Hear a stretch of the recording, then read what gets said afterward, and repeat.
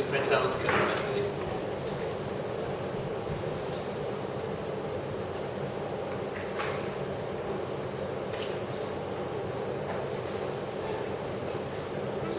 Nearly there, nearly there.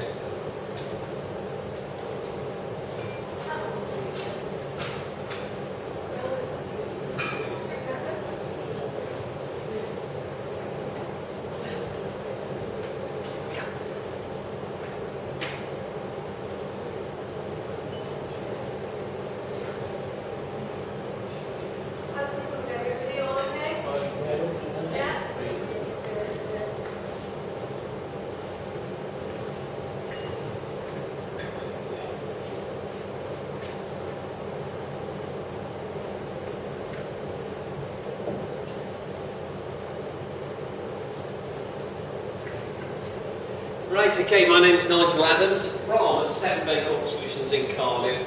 We are surprisingly passionate about insurance, okay?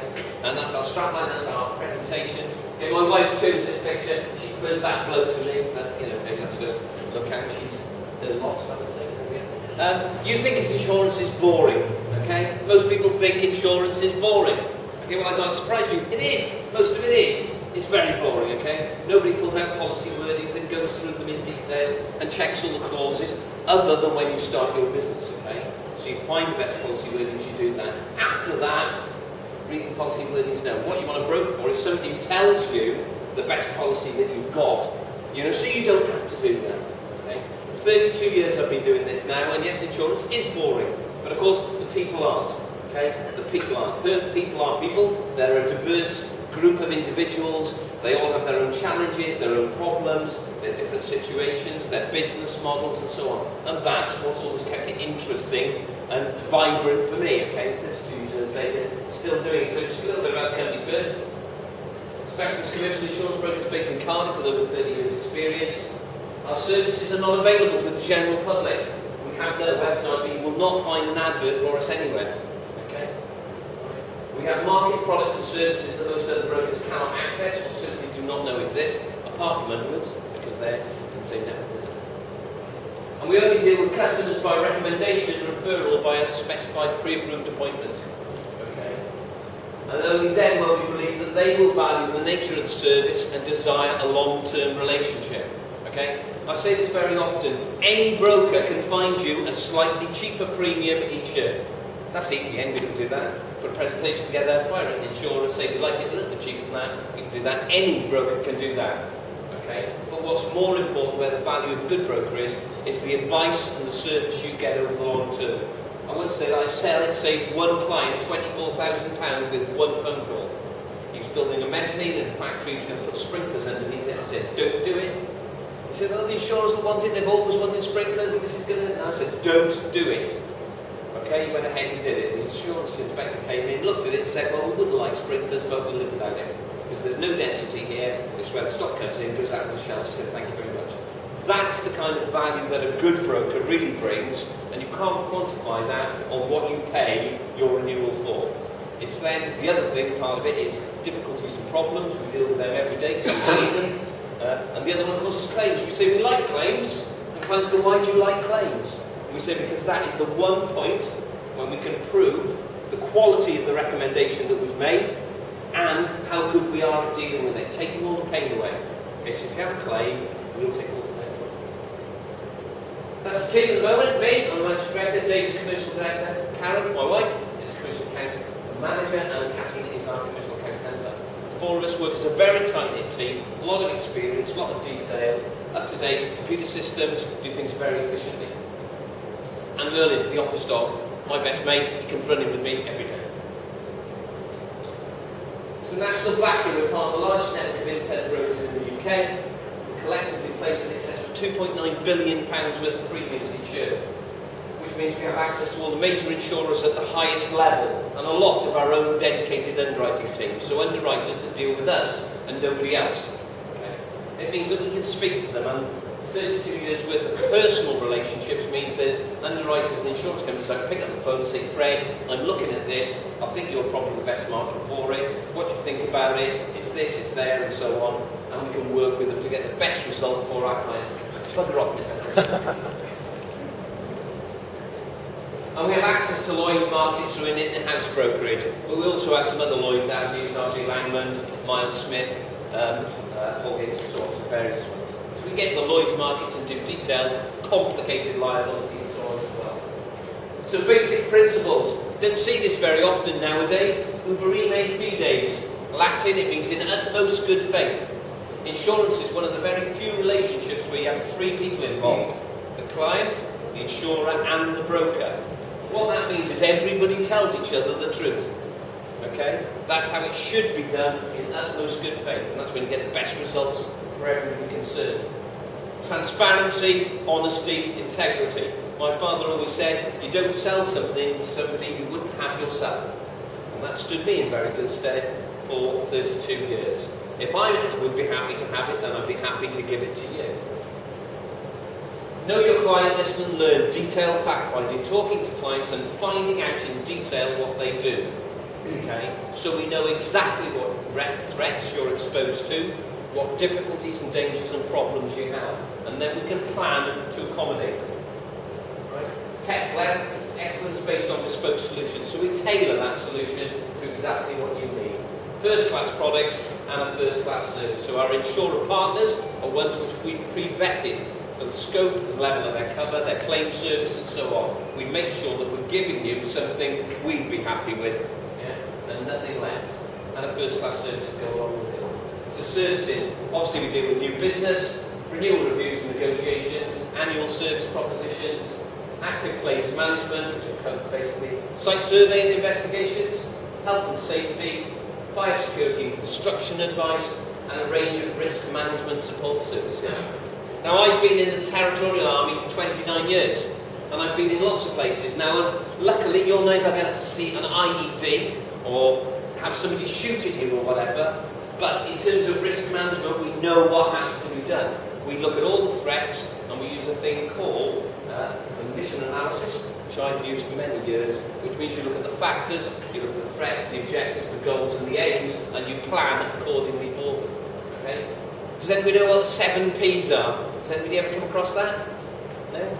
Prior planning prevents piss poor performance. There's a man who's in the Navy, so he's heard that one before. Prior planning and preparation prevents piss poor performance, yeah? Okay, the 7 Ps. It's what we do every day on behalf of our clients. So what can we do? Now what we're going to do is talk about business risks and so on. What faces all of you? The one that people generally go about is liability. Liability, I need liability cover and so on. Yes, you do. But there are only 3 instances in which you have to have it by law. Can anybody give me the first one? Mike, any idea? No. Or anybody else? Vince? Employer's liability cover, okay? The Employer's Liability Compulsory Insurance Act of 1969 says that if you have one employee for 1 day of 1 year, 1 minute even, okay, you have to have employer's liability cover. And what most people don't know is that if somebody is injured and it turns out you haven't got that cover, it's a £5,000 fine or up to 6 months in jail. Right? £5,000 fine or 6 months in jail. So a lot of people are unsure about what constitutes an employee. Well, obviously anybody that works for you is an employee. But also, labour-only subcontractors, people who come to work for you, man and a bag of tools. All right, you might think they're self-employed, they might have their own tax. They might even have their own insurance, but actually, if it's just a man and he comes to your work to work for you, as far as the law is concerned, he's your employee. Because you'll put him in a situation where he could be injured or hurt, okay? And there's a lot of case law on this now, so self-employed contractors, okay? Volunteers, okay? You don't pay them anything, but as far as the law is concerned, they're working at your direction, in your situations, and they're at risk, they come under your control. Okay? So that's one of the main ones. There's 2 other ones, obviously everybody knows about car insurance, road traffic act liability for third-party damage and injury. That's the second one. Can anybody think the third one? Because no, I know you know it, but... Probably come out of your parents. No, that's not mandatory. You don't have to have that by law. No. It's a good idea, but you don't have to have it. Yeah. Anybody else think another one? Possibly? Okay.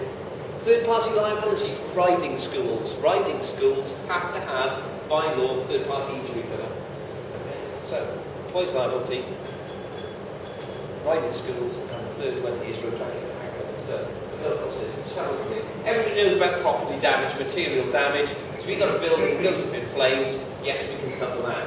Originally started with the Sun Life Insurance Company in about 1770 in London. Okay? And what would happen is you'd insure your house, and you didn't actually pay to rebuild it, but you paid some money, they put a fire mark on your wall, and if there was a fire, their fire brigade would come and put your flames out. And that's where the first fire insurance started. Okay? And the fire brigades used to fight over each other, getting to the blooming fire first, so they could put it out and charge somebody money. And then eventually, the fire brigades got taken over by the Corporation of London. And the insurers, they said, well, what we can do, I know what we'll do, we'll charge them for repairing the damage after. So fire policies were the first one. Fire policy then became a little bit wider, so a fire policy now, if you just buy fire insurance, is fire, lightning and explosion cover. Those are the three risks you get in fire. And then you have what we call special perils, and they're dry and wet perils. So fire, lightning, explosion, storm, theft, malicious damage, escape of water, burst pipes, impact, flood, all those things, aerial devices. Those are the special perils, and on top of that nowadays you can get accidental damage and all risks cover, which includes pure loss. You just lose something as well. And so that's the material damage ones. Now, business interruption, loss of profits. Lots of people ring me occasionally and say, oh, can I claim for this? I had to shut the office because there was this, that, or the other. What they don't realise is a business interruption claim can only follow a material damage claim. Okay, so you can only claim for loss of profits if there has been a fire or a lightning or explosion or whatever, and then consequential loss flows from it. Yes? There is no such thing, not as far as the insurance company is concerned. No. There is no wording in the insurance policy that says including or excluding acts of God. It's a complete fancy. You've never seen one, have you, Dave? No, it doesn't exist. Because most policies now include accidental damage, which is any other loss or damage, apart from fire, lightning, explosion and so on, most of it's taken up under that. There really isn't any such thing. Lightning is an act of God, you might say, but it's fire, lightning, explosion. You know, these things are covered anyway. No, it's a fallacy, to be honest. It really is. So business interruption, loss of profits claims can only follow material damage claims. Then we have the liabilities, and the first thing you need to know about these is that all these things are about personal injury or damage to property. Okay, if you keep that in your mind, personal injury or damage to property. So, public liability covers personal injury or damage to members of the public, anybody outside your organisation, third parties. Products liability covers injury or damage caused to people by a product that you've sold or supplied. Right? So you sell somebody a piece of kit, it's got a rough edge on it, they nick their finger or whatever, the product has caused them an injury or damage to property. And then employers liability, of course, injury or damage to your employees in the situations or environments in which you put them. Different from professional indemnity. Now, most of you have come across professional indemnity probably, and we certainly as insurance people have to have professional indemnity cover. But it's different from the core liabilities in that it includes financial losses suffered by your clients as a result of your negligence, errors or omissions. Okay? So whereas the other liability classes are about injury or damage, this is about financial losses suffered by your clients which are attributable to you. Okay? And that's where the difference lies with those covers. Contractors all risks. If you're a builder and you're building things out on the site, well, you're also going to need some cover for the things on the site. So the materials, the equipment, the plant, hydrogen plant, your own plant, and the thing you're building. Yes, if you're building a block of flats and it takes 6 months, and then it burns down the day before you're about to hand it over to the person you built it for, then there has to be some money to replace that thing. And that's what contractors all risks include, okay? Plant, equipment, machinery, materials on site, and the thing you're building as well. In addition to public employees and all the other bits and pieces. Money and credit risks, so if you've got money, cash carriers and so on, or if you have a business where you give credit to people, that can be insured as well. Goods in transit and cargo, so if you've got things in the back of a van, going around the country, going abroad, or if you've got stuff being imported or exported. Okay? And that's their fleet of commercial motors, so individual vehicles or fleets of vehicles, whether they're heavy haulage, whether they're vans, whether they're cars, all of these. Marine trades and hulls, we don't see so much of this nowadays, but some brokers have a problem with marine trade, so boat builders and people like that, they go, oh, it's marine liability, but could go down loads of people on it.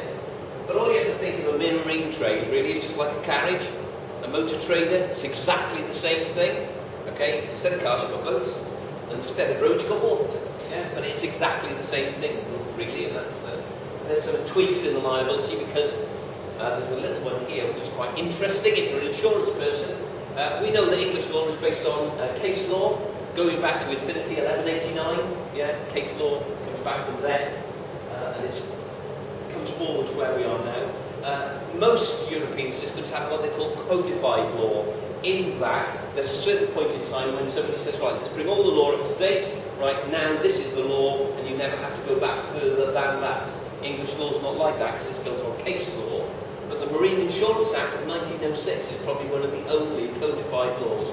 You do not have to look far back in 1906 to find all the law on marine-related risks and so on. Aviation and airframes, we can do those, we can do planes, and we can do helicopters and all that kind of stuff. Equipment breakdown, another one. Some of the insurers now build this in the standard. They'll give you equipment breakdown cover for what they call infrastructure. So if you've got an air conditioning system built into your building, that will be covered for breakdown. And some insurers you can actually include process equipment as well. So if you've got a printer, their aircon system might be covered as standard, but not their actual machinery. But you can go out and arrange additional cover for their equipment. So if it breaks down, it can be repaired, and the consequences of those breakdowns can be built in as well. Legal indemnity, so we think about legal expenses insurance. Okay, so we can have commercial legal expenses, which covers things like property disputes, bodily injury disputes, tax and VAT investigations. Where possible, we include now what we call contract dispute and debt recovery, so that it doesn't just defend you against claims against you, it can actually allow you to have a go at somebody else. Come across numerous businesses over the years where you go to them and you say, right, have you ever been bankrupt? And they go, actually we had a problem about 3 years ago. You know, a big customer of ours didn't pay us a bill, and our advice from our accountant was just go under and start getting it through, whatever. Not their fault really, okay? Had they had the correct legal expenses covered, they may have been able to actually take legal action against that person to recover their costs. Otherwise, they have to spend their own money doing it, and their accountant will tell them it's no good throwing good money after bad. But if you've got legal expenses, I'm sure you can do it.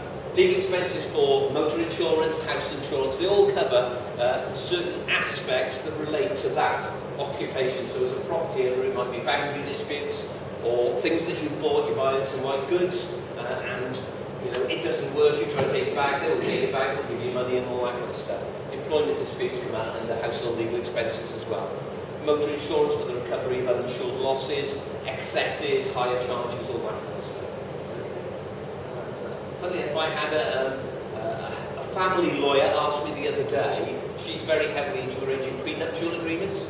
She said, is there a legal expenses policy that the two couples can take out at the start to cover the cost of matrimonial disputes and divorce? And I said, well, it's a very negative attitude to take when you're getting married, and it's not very good. But she said, actually, there are some people. So if you've got some bloke who's in a family that's owned property for hundreds of years, and he's marrying some little girl from nowhere, effectively, it wouldn't be fair if she got half their estate. He's only the custodian for his family, handing it down the generation.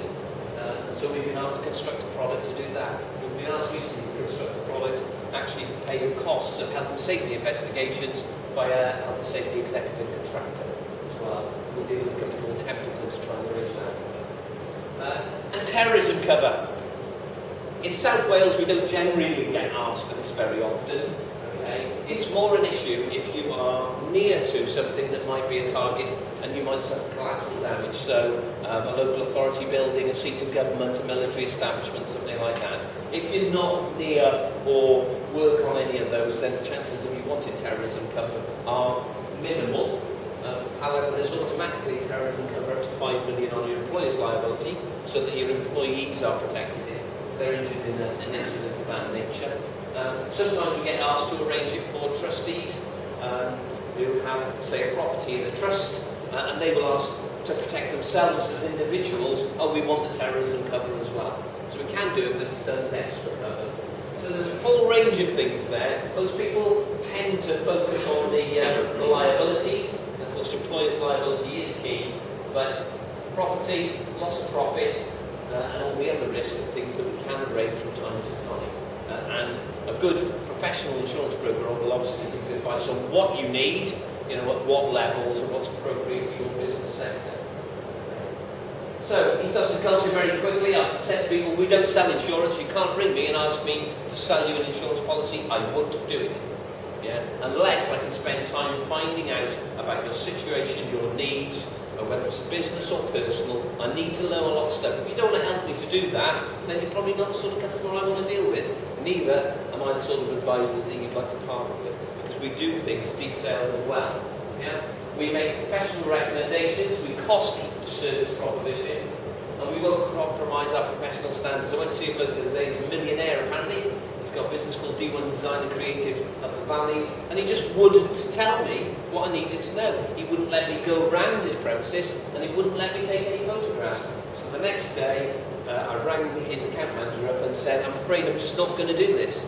Because if I do this now, I'll do a bad job, and I don't simply want to do a bad job. So I'll forgo the opportunity. If you can convince your managing director to give me what I need to do the job properly, then I'll come back. But at this point, I won't do it. So we won't.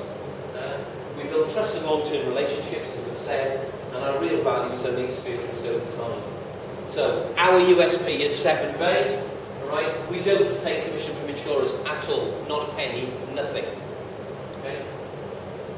A lot of clients sometimes believe that we're placing their insurance somewhere so we get the highest level of commission and keeping their premium up. Okay? We don't take commission, so that's never relevant for us. All we do is find the best proposition to cover you and the lowest price in the market. And then we charge a fee for the work that we do and nothing else. Saves you money on day one, because of course if you buy a service proposition that includes commission, you'll pay tax on the commission. There are no tax on professional fees. So what we do is ask the insurer to net down, take the commission off, so it's zero, so it's the premium and the tax, and then we charge our fee for the work that we do. This makes us immediately 20 to 40% cheaper, because that is the kind of range of commission.